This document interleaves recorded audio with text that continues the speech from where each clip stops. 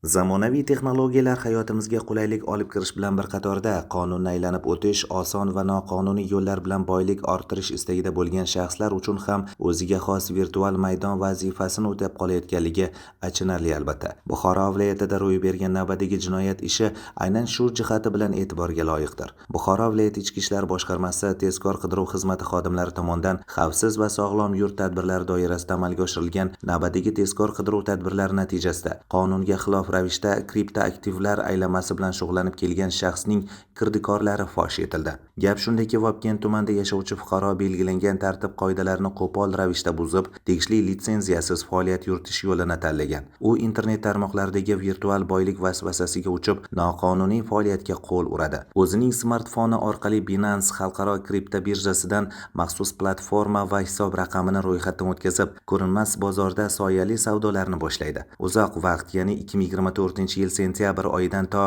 2026-yilning fevraliga qadar bo'lgan muddat davomida o'ziga tegishli bir nechta bank plast kartalari orqali jami 874 marta moliyaviy transaksiyalarni amalga oshirib, 1 milliard 793 million so'mdan ortiq mablag'ga USDT sotib olgan va 1 milliard 753 million so'mdan ko'proq qiymatdagi kriptoaktivlarni pullagan. Jami hisob-kitob qilinganda u 3 milliard 546 million so'mga teng bo'lgan qariyb 270 ming USDT ekvivalentidagi juda ko'p miqdordagi kriptoaktivlarning noqonuniy aylanmasini yashirin tarzda boshqarib kelgan. Biroq qonun hamma uchun barobar va har qanday noqonuniy xatti-harakat o'zining munosib bahosini oladi.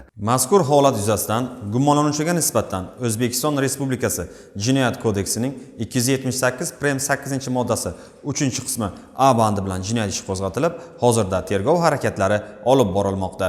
Hurmatli fuqarolar, har bir qonunga xilof harakatning oxiri afsus bilan tugashi muqarrar ekanligini unutmang. Virtual maydonda noqonuniy faoliyat yuritish qonun oldida javobgarlikka sabab bo'lishi mumkin.